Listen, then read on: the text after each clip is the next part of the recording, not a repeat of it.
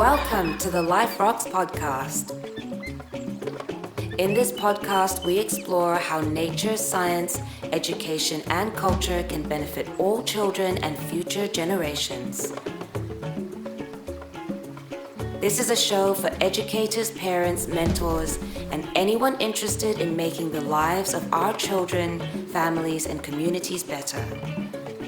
So sit back, take a breath, and enjoy the show. And now for your host, Asher Cloran.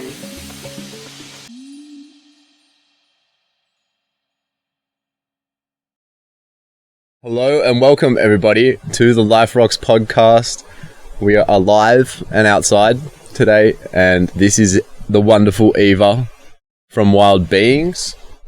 So Eva is a survivalist and ancient skills expert and enthusiast who's lived outdoors with goats on the track and makes all sorts of crafty things, as you can see, with her hat and belt and knife, tanning, skinning, primitive skills, runs lots of awesome workshops and experiences for families, men, women, children, and is a long-time friend now as well. So I'm stoked to be out here with Eva, and we've just today finished the slaughtering and quartering of a young cow, a young male cow. So that's always a big event, humbling thing, and it was really good to do it with Eva. So I'll let you introduce yourself and say hello. Yeah, wow, it was quite an introductory. I've never had that before, but thanks, Asher. It's great to be here chatting with you and be here on the land, having those experiences with you. So I guess the last 5 years I've kind of been on, say, a rewilding journey of just, unlearning and getting close to the land. Throughout that time, in 2020, I founded Wild Beings, which is our nature-based foundation that we run on the Central Coast, myself and a couple of good mates. Essentially we're just creating spaces for people to connect with our ancient roots, to connect with nature, connect with ourselves, get out of the mainstream cultural box that is quite limiting and not very good for our soul and our minds, and just relearn how we are meant to feel, meant to relate, meant to eat, meant to move, meant to be on the land. And when did you kickstart on this process for yourself, when you kind of realized that this was a path for you? What was the turning point for you? Well, it all started in 2017 when I decided to leave the coast with my best mate, and we just didn't have any plans. We just got in the car and went north, as you do when you're living down south. Everyone wants to go north. And that was my first real experience outside of society and really living really naturally out of the car, and that ended up going 2 years around the country, and I kind of just got blasted open. I kind of just got reminded of what is real, what I want in my life and what I don't want in my life. You know, I came from a pretty rowdy party background growing up on the Central Coast, and leaving the coast and experiencing the vastness and the wildness of this amazing ancient landscape that we get to call home, it really just showed me where I need to go. It was really just a calling back to the land, a calling back to a more natural way of living, and being removed from our modern civilization for those few years. It really gave me the perspective of, wow, there is so much damaging things about the way that we live in this modern world, and I was really damaging my body, my mental health, my spiritual health with those decisions I was making within that culture, and removing myself from that and anchoring into the land again was just everything just kind of opened up to me and was like, this is what is real. Being on the land is what is real. Eating local, natural, wild foods is what is real. Having these kind of relationships as well with ourselves and the land is what is real. And since then, it's been an amazing journey. Lots of living outside, living in a bell tent, living in a swag. I spent 4 seasons on my aunt's property, which was just incredible, surrounded by national park. Every single night I would hear the powerful owls, the boo-books, and just really building that relationship to the land that I was on. That was really incredible, and that's actually where Wild Beings was birthed from during my stay there. Awesome. So Wild Beings is your foundation. Yep. And you hope to share all of what you've learnt on that journey. Yep. With all the people that come to your events. And I think Eva is someone who, you know, is out there living these practices, and it's a lifestyle for you. It's for sure. And the way that you've spoken there, it's hitting every single area of your life. So I just say that because I think some people can think that bush skills or bush connection or even time spent in nature is just something else to do, some sort of hobby or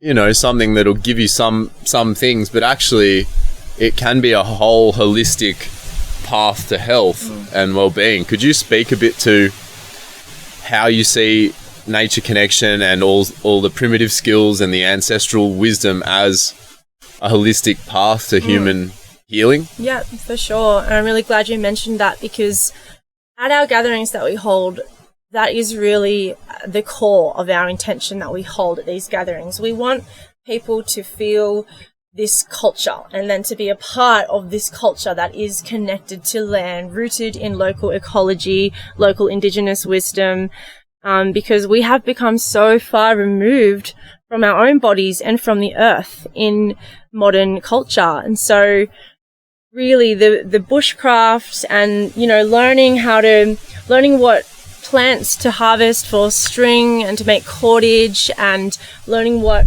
plants are great for medicines. It's all part of rebuilding those relationships that we're naturally designed to have with the land, and then really taking your own responsibility on your health as well, which is so important, because essentially health and that lifestyle, they go hand in hand. They're not separate. They're completely one and the same. Like when you're living outside, you're going to be healthy. You're going to be moving different. You're going to be eating different. Your energy levels are different. The way your mind operates is different. And yeah, they really go hand in hand with each other. Yeah, it's like so true. A lot of the things we do in the modern life cut us off from the natural processes. People think living in a tent can be austere, but at the same time you get natural light and fresh air, and you're waking up with the circadian rhythms, and you can look at the stars at night, and all these things you miss out on when you end up in a house for too long. For sure. And it's those little simple, subtle things that I have found have made the biggest impact in my overall connection to myself and to the land. Like little things like cooking on the fire each night, not having the artificial light, waking up with the birds, going to sleep at a reasonable time. Just being outdoors in itself is therapeutic and really medicinal, because it is how our bodies and our minds have evolved to be, considering we have spent 98% of our human history in the bush. Sure. Yeah.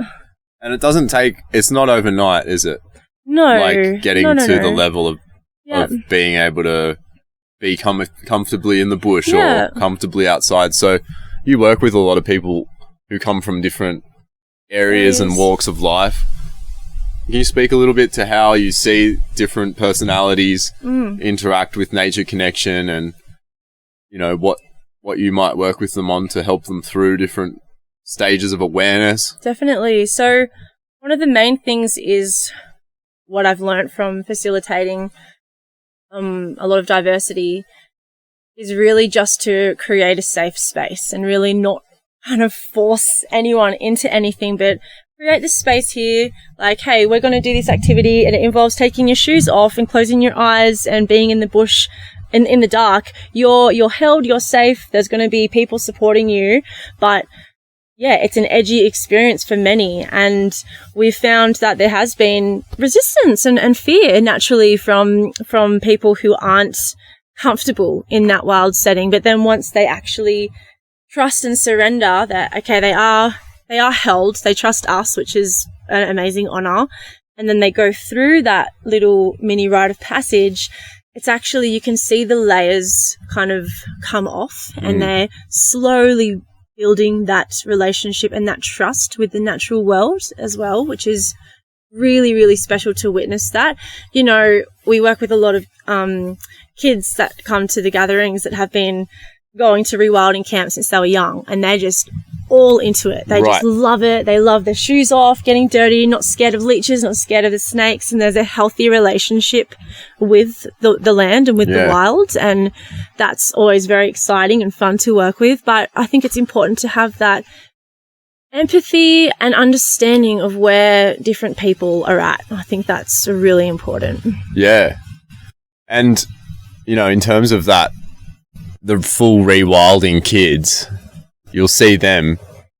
How different are they to the kids who it might be their first rewilding camp or their first time camping? Yeah. So it's hard to word it in a way that doesn't sound like bad, but I just want to preface that because I'm not taking a dig at anyone out there, and we've all grown up in different circumstances, and the fact is that I think it's something like 1 in 4 children haven't had an experience of camping. It could even be less or more in certain places, but that's a sort of an average. So, you know, most people haven't gone camping, and it's not a judgment, but having these experiences does change people. It changes kids, it changes adults. And so, you know, just speak candidly about what you notice and how that shows up in the behaviours or the personality. Yeah, for sure. Well, you know, you can kind of sense the technological frequency of the minds of some of the children that have come from maybe the city life and not spending much time outside, and often you can see that they struggle to really be present and really connect with the other kids and with themselves, and they're quite close with their parents as well, whereas some of the other kids that are more comfortable in that environment, they're off. They're just off, very confident in their own bodies and with their relationship with the bush as well. Bit more outgoing. Usually. Yeah, for sure. And I guess you can see, there's a level of lightness with those kids that are also really comfortable in that outdoor settings, and there is a level of kind of insular, withdrawn. It usually changes though after a few days. Sure. Do you notice? There's like a detox period of doesn't take long at all actually. If they're heavy on the devices and you give them time without it, a few days later they'll start waking up again, and that's actually, it's the dopamine levels in the brain sort of getting used to being finding simpler things more pleasurable. And that's great to point that out, because those kids that you can sense haven't been in nature a lot, when they arrive, by the second day, they're usually in. Usually, it's a really quick transformation that takes place, just removing the child's body from that technological indoors environment to an outdoor setting. It's just like, that's where medicine is. That's what we're made for, especially young children. You know, our brains are developing, our personality is developing, and it's such an important, they need to be supported with the natural environment and all of the amazing things that does for their neurochemistry and a sense of who they are as well in the world. They recently ran a women's gathering, a rewilding women's gathering. You care to share anything from that, or why it might be important for mothers especially to be doing that sort of experience, and how it might influence their family having a mum that does that kind of stuff? Yeah. Oh, so yeah, my good friend Emma, who also does similar things to what we do, she came up from Tassie last weekend and we ran our 3rd Women's Rewilding gathering on our friend's private land. And we actually opened this one up to mothers and daughters because the mothers that came to the last one requested that. They were like, we would love for our daughters to come to this. So then we were like, great, let's open that up. And oh man, it was just really, really incredible on so many layers for everyone, the girls and the mums as well, to just have their cups filled by being on the land with each other, and then the girls just forming their own little tribe. Most of the time, like, no one had to do any parenting because the land holds them. And, you know, we know that landscape well. The kids know that landscape well. You don't really have to worry about safety because they are held by each other and the land. And it's just incredible seeing how women and mothers soften and open up, and they're just like ready to calm their nervous system down as soon as they're on the land. And it's just a really, really safe environment for deep connection to take place within women and as well with their relationship with their younger daughters. And we had some really special, quite deep and vulnerable moments, you know, because things do take place when you're in a wild setting. It kind of strips off the layers of stress and distraction and opens a space for the soul to really come through. And we really had some deep, soulful encounters over the weekend. And it was really beautiful to witness the women hold each other through that as well. Some of the mums holding some of the other women through different processes that might have been brought up through spending the morning walking silently down a creek with each other. It's the little simple activities that you do in nature that then can bring up all of these, beautiful things that we didn't know were inside of us. And then to see that being held and integrated and processed through the land as well is a really healing and magical thing to be a part of and witness. That's awesome. So tell us a bit about that. Like, why does the land heal us? Why does the land balance our system? And why does just simply doing simple things in nature benefit us? I think the answers for me just that it comes straight away is because we actually are the land. Like, humans are not separate from the earth. And when we go out and put ourselves out there within that natural wild environment, that becomes very real to us. There's a familiar remembering there of like, oh, my nervous system is supposed to feel like this, and I'm supposed to have that relationship with the sounds of the birds and the seasons. And it makes so much sense putting our physical bodies and our mental bodies back into that natural setting, because we are made up of the earth and we always have been. So to really place ourselves back within that creation circle, it really just makes sense on every level. I'd agree with you there. It does make complete sense. And our culture's far away from it. Sometimes when you're so far away from something, you stop knowing what it feels like. So you think you know nature, and then it's something that goes very deep. And is very subtle and has so many things to give you. So what's next for you in your vision? Like, what's your overall vision for wild beings? Yeah, it's always hard to... And when I say overall, I mean like, where do you want to see your rewilding practices and your gift of giving this to the world in like 20 years? Oh, wow. 20 years. Well, definitely it would be great to be land-based ourselves then and have either a property or a few properties where we are constantly running those gatherings from, because it is nice to build that relationship with one area of land. I think there's something really powerful in that, and for people to come back and be held by the same trees or the same birds and build that long-term relationship. I think that's really important. I guess, it would just be great to see And there's so many amazing people doing this as well. It's really, we're just jumping on the bandwagon that's already well and truly rolling. There's some amazing people in Australia doing some really incredible things already, which is really awesome to see. But essentially, just as much as we can get the nature connection seeping through modern culture again, and getting, you know, regular people craving for that depth and community and village and in a natural setting, whether that's through schools or different groups. Like, yeah, the aim is to just infiltrate. Yeah, so you've been doing some work with a school? Yep. A girls' school? Yeah. How have they responded to primitive skills and, you know, someone like yourself?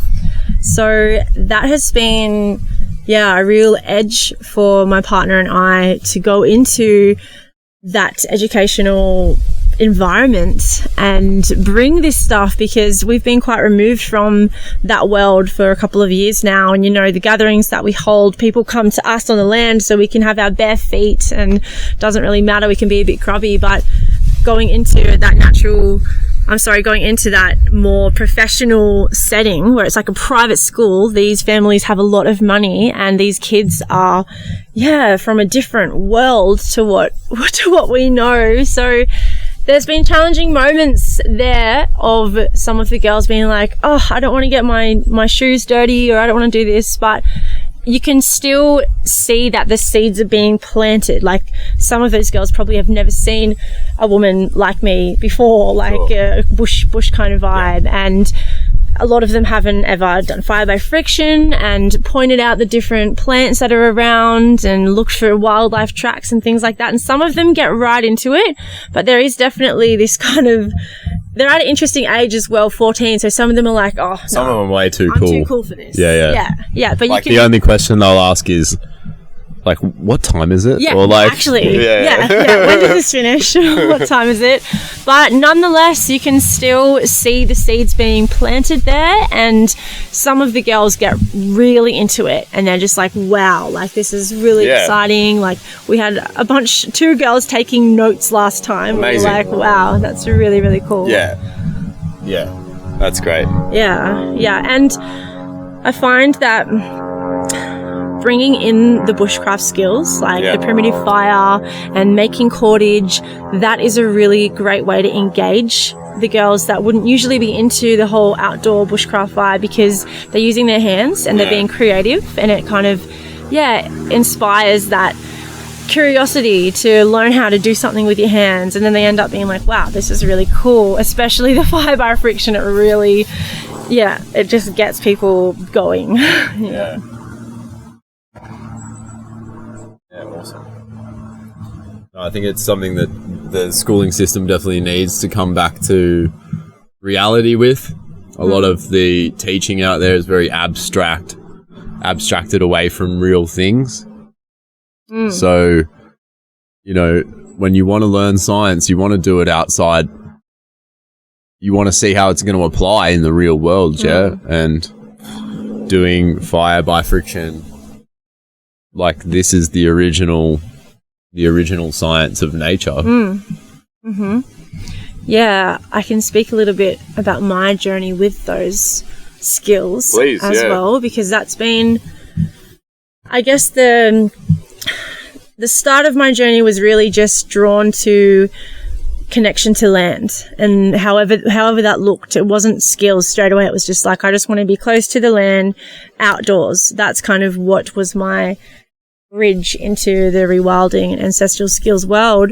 And then once I was pretty comfortable being outdoors, then I started meeting different people around that were really skilled at different primitive skills, like traditional hide tanning and the fire by friction and primitive pottery and cordage making and shelter building, just all of those, hands-on, the practical element of rewilding, you know.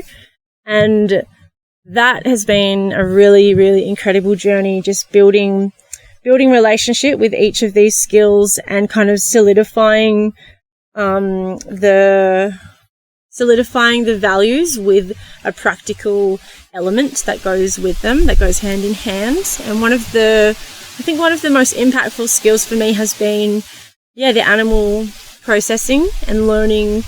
I was veggie for 10 years before I started eating meat again. And then in 2018, I broke my vegetarianism with, a wild foods challenge where we just ate off the land for 2 weeks. And that was a friend of mine who was kind of leading that. And that was my first time eating wild meat, wild wallaby. And I remember my body being like, oh my goodness, like, wow, this is really, my body was just ready to bring meat back in then. But it's been a really beautiful journey of connecting with that ancient and primal relationship between human and animal, and the circle of life and death, and honoring the animal and learning, really how to be present when you're taking a life of an animal, and really learning about the anatomy on such an intimate level when you have your hands in there, butchering certain parts. That has been a really, really profound aspect of my journey, I feel, and really got me into my body. Yeah. Like when you're handling an animal in that way, you are present with every single fiber of your being. Like we were speaking about earlier, it's really, your mind is fully here within this creature in front of you. And I find that really precious. I find that a really sacred relationship to have that, with the animals that we are then going to nourish ourselves with. And as a form of connecting with the local wider ecology as well. That's been a really big deepening, that journey with the animals. Yeah. I can speak for working with animals in those ways and taking responsibility for meat harvesting and slaughter, butcher, has given me a lot more empathy and gratitude and respect for the animal kingdom, ironically enough.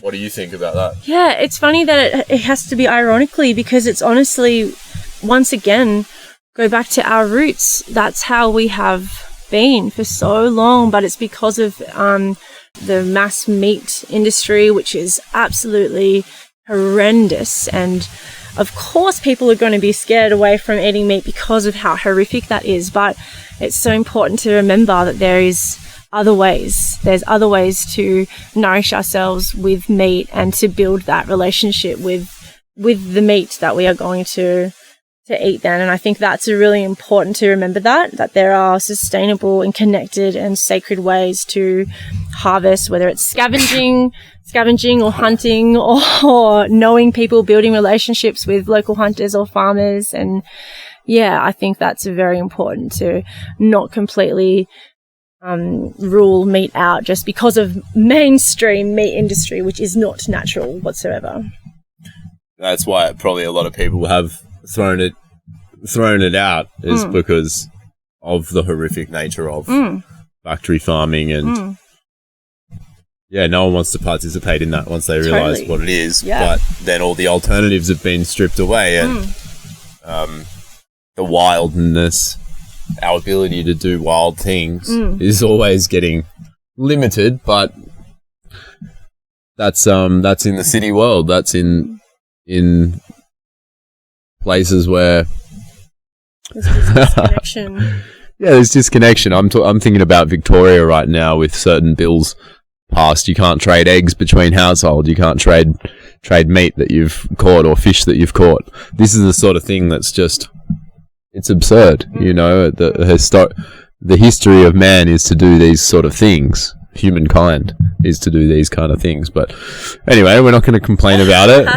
But it's good to have the conversations and be aware of what is going on and the restrictions within that modern cultural setting, and what we can do in our own little subculture and our own little communities, and building those relationships with each other, around food, because I think the food sovereignty is a very important one right now. Like what sort of example does it leave to our children to take full responsibility for our meat? Or what sort of example does it show to them that we just go down to Woolworths every day and buy it out of a packet? For sure. Yeah. You know, if it's organic, it shows the child a world out of the packet world, but it's still packet world. Now, for those of you who don't know, Life Rocks is not just a podcast. It is an education foundation centered around connecting children to the magic of nature through earth sciences. As a self-funded foundation and startup, we are constantly seeking support so that we can continue our great work. So if you feel called to donate to Life Rocks, please head down to the show notes and find the relevant donation link. We accept regular money as well as cryptocurrencies. We greatly appreciate you, our Life Rocks community. Now, back to the show.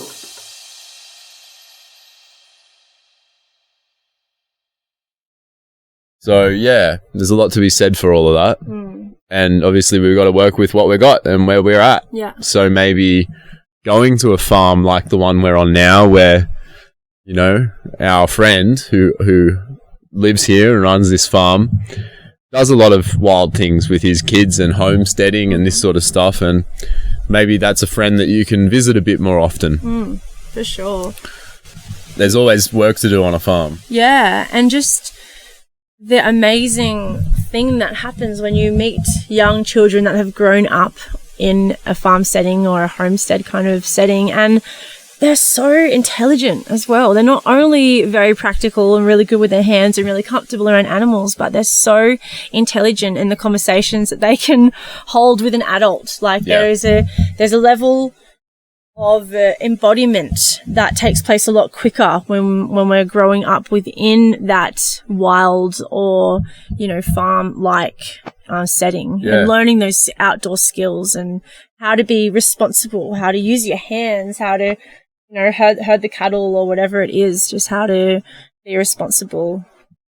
Yeah, the amount of sensory development that happens on a farm, like all the smells that are out here, all of the sights, all of the cyclical things that happen all the time. You're in touch with the seasons. All of this sort of stuff is going to develop a child in a more well-rounded, awesome kind of way than a world that doesn't have those things. So definitely.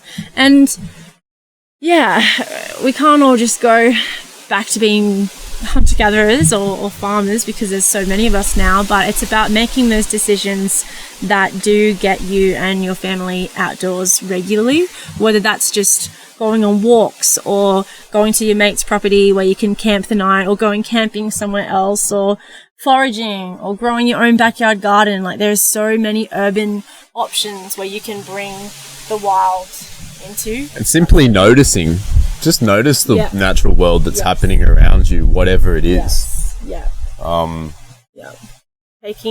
I have a really exciting bird diary that I keep out on the land that I'm living on, and I get really excited when a migrating bird comes down, because then I can put it on the calendar, and I'm going to give that diary to the property owners when they come back there, so that they can then add to it the next year. And you can do that with plants as well, with insects, like just keeping little documenting the changes. And that is a really exciting way to connect with the seasons as well, to connect with the cycles and know who is around you, who hangs out in your local ecology, who shares your home with you.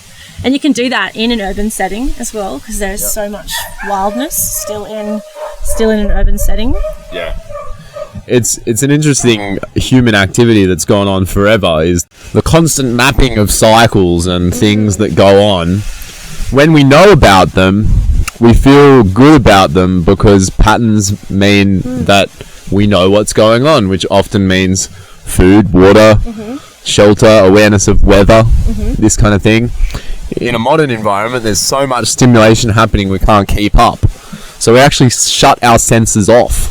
We limit our focus in a modern environment because it's too stressful to constantly observe things. So it's too much overstimulation. And when I'll go out here and go out with my friend into the bush, he'll pick up things, he'll see things that I don't. He'll see things far away that I can't even see. And it's just being in an environment like this all the time. You're constantly forced to open up your senses. Definitely. And I love that. I love how that takes place over time when you are living outside. Like, I really noticed how sensitive I became when I would go visit my family on the coast, even just being around lots of cars. I would actually get a little bit anxious, and being indoors with the lights on, I was very light sensitive, and I was just hypersensitive to everything all of a sudden. And that's what I'm getting at. Like, we get influenced by this stuff, and then we stop noticing it. But when we go outside and we let it all go for a while, we realize, wow, like, I'm really holding on a lot of tension just to fight off all of those things in the modern world. Definitely, because we humans are so great at adapting. Sometimes it's at our detriment because we're good at adapting to that modern culture. Yeah. Because we're very resilient, but then it's actually at our own detriment, slowly causing a lot of health issues and everything within the body. Yeah. And the mind. So you can tell we both love outdoors.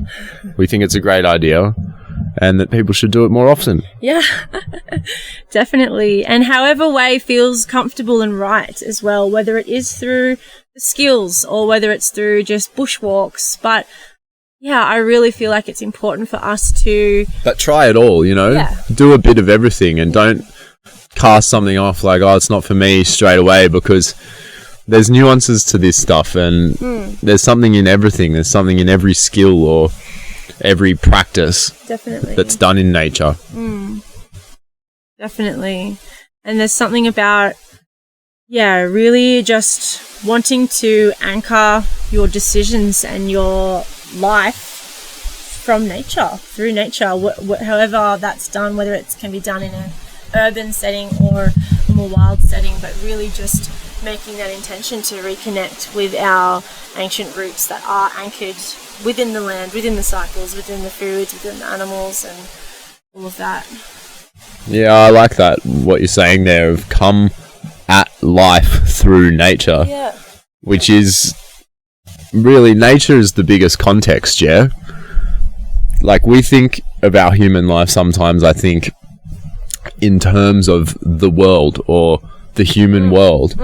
Like, that human achievement is the kind of thing that's happening, but really all of that happening is happening within the greater happening of nature. Totally. And is within nature. So yeah, it's very freeing, isn't it, to be a part of that bigger reality rather than the small. Oh, it's the most beautiful and expansive feeling ever, to realize that we are connected and a part of this beautiful earth, which is creation. We're a part of creation, which is so much bigger than cities, so much bigger than, the airplanes that go over. It's so important to remind ourselves that we are that, and that is ever present. Even when we are in the middle of a city, what did that city used to be? What was it built on? All of that, the essence is still in the land itself. And I guess it's just up to us then to open ourselves to reconnecting with that on whatever level feels right. Yeah, whatever level you can get to, get back to. Definitely. Participate in. Yeah. Wherever you're at.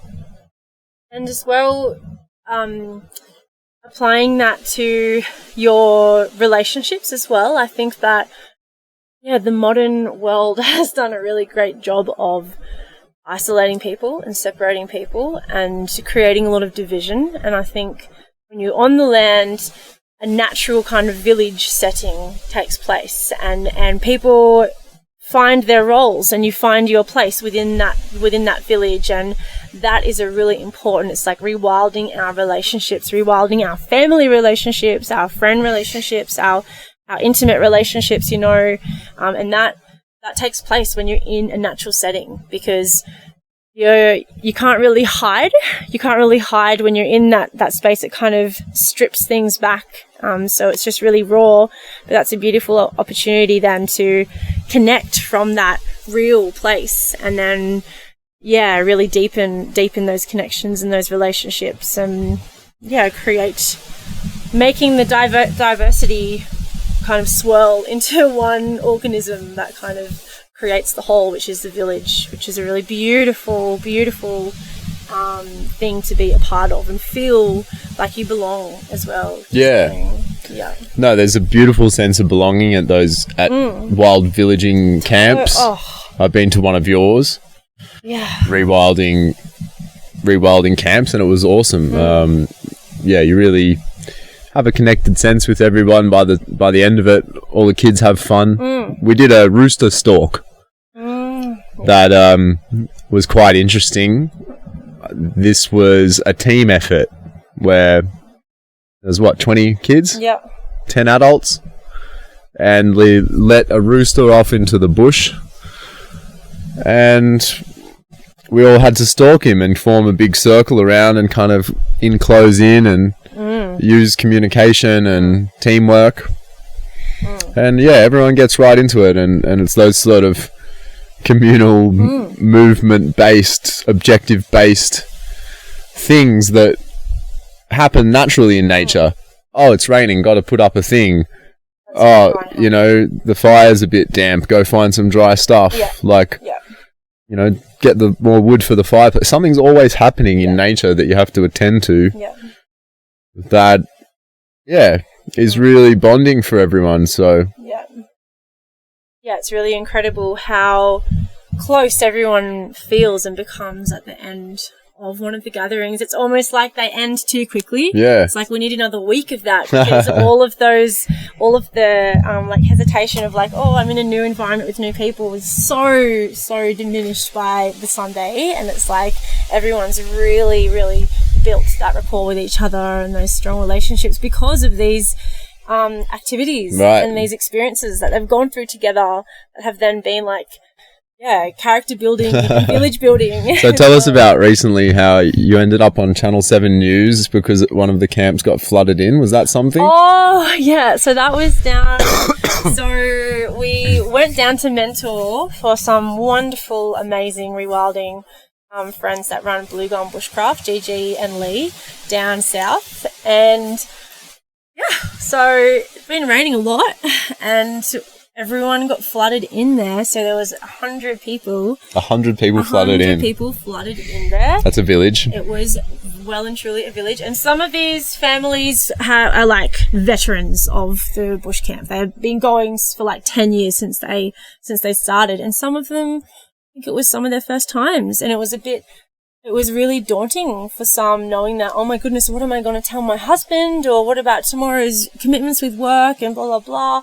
But it was just the initial kind of stress and anxiety that was a little bit there on the first day that we found out, okay, we're going to be flooded in now indefinitely. We didn't know the end point yet. It really melted away by the second day. And then the third day, when the sun came out as well, that helped a lot.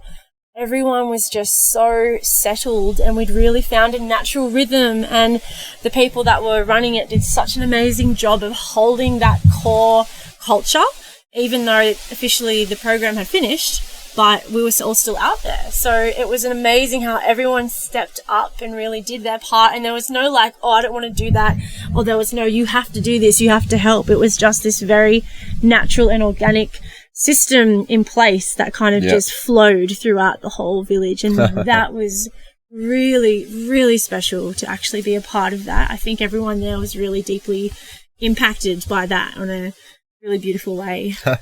And then we got the helicopter dropping in the rations, but a couple of us were just catching eels down. Right. We were like, we're here now, we're on the land, don't really want to eat white bread and porridge from the helicopter, so let's forage some greens and get some eel. And that was pretty fun, and getting the kids involved with that as well. They just loved it every night down there. And one of the guys, Sam, who was leading that, he's just such a character. He's just like stepped straight from the Stone Age into now. And so he was kind of the eel master, teaching everyone how to fish, and had all the gear and everything. So that was really cool to be around that and see the kids really get into it as well. Be like, cool, so what do you want me to do? Like, do you want me to do this with the eel? And really, really excited to be a part of something that made them feel purposeful. Awesome. Yeah, it was really cool. Yeah, it's the simple things in life. It is the simple things. It always is. And that's what nature reminds us as well. Like the beautiful sunrise or the sunset or a beautiful bird calling. It's like, it's those little things that do so much for the soul. Or a slimy, writhing eel. Eel. Oh, yeah. Yeah. They're ancient creatures. That's for sure. Yeah. So eels, freshwater eels, apparently come from a crack in the ocean floor near the Bermuda Triangle. Yeah, so we've been getting really into researching eels since that, because they have this amazing ancient aura about them that just makes you curious to learn more. And apparently they're one of the most mysterious creatures out there that scientists they have not discovered how they tell if they're male or female, or where they actually mate. And they're just these elusive creatures that come from salt water and then have adapted kidneys that can get them into fresh water. Yeah, just like so wild. And it's really cool things like this that you learn when you are exposed in nature and in situations like that. Then it kind of opens the door to like, oh, there's a curiosity there. I want to learn more about eels. And then you kind of go on a rabbit hole and your mind's blown. Yeah, I want to learn more about eels. So if anyone watching this video knows about eels, drop us a comment. Yeah. Tell us what we don't know. For sure. Yeah, sure. There was one of the things we did learn is that a scientist put a GPS tracker on the eel because she was like, we just need to figure out where the heck they go to procreate, because they don't do it in the freshwater creeks.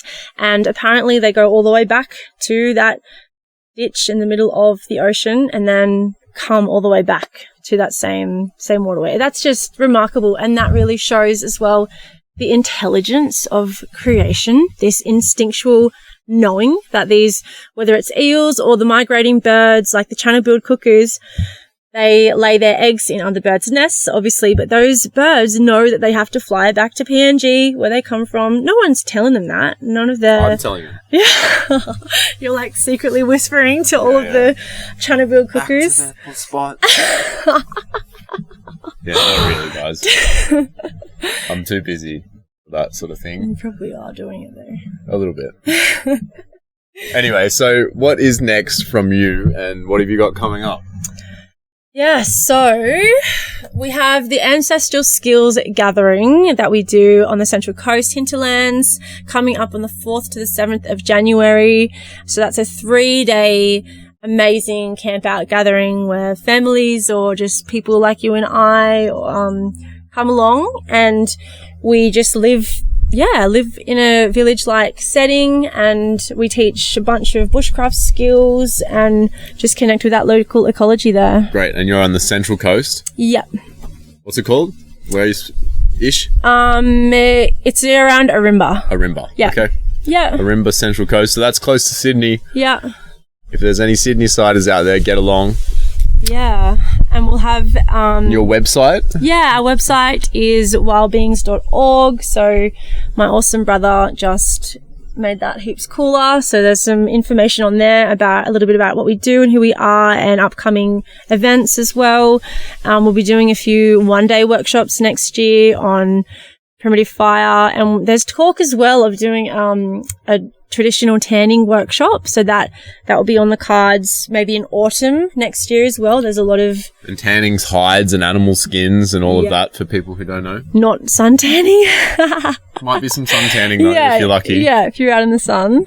Yeah, that's been an amazing skill that we've really been delving into the last couple of years, just learning how to create amazing natural durable material from these animals. And part of that culture of using the whole animal, like using the skin and the bones and all of the organs and the brains and making tools from the bones. And we're really just scratching the surface in that world, but it's something that we're very, very passionate about.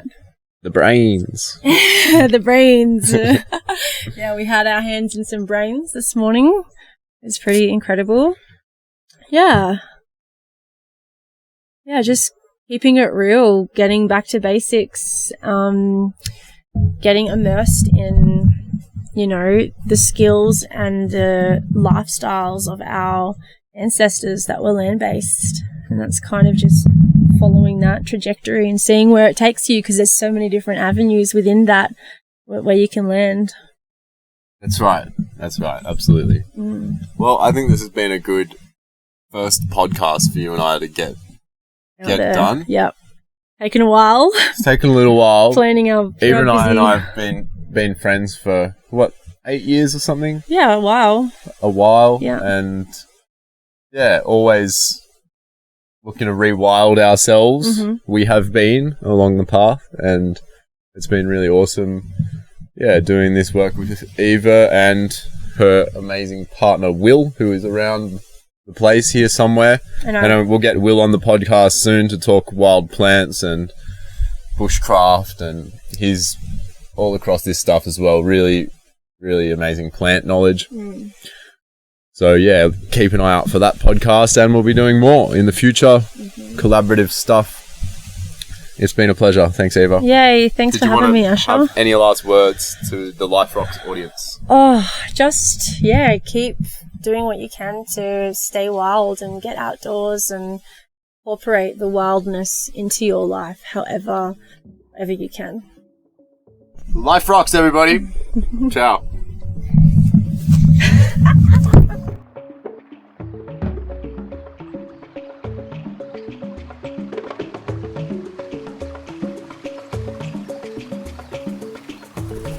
Thank you so much for listening to the Life Rocks podcast. If you enjoyed the show, then leave us a review. We'll be back soon with more inspiring content, and in the meantime, remember, life rocks.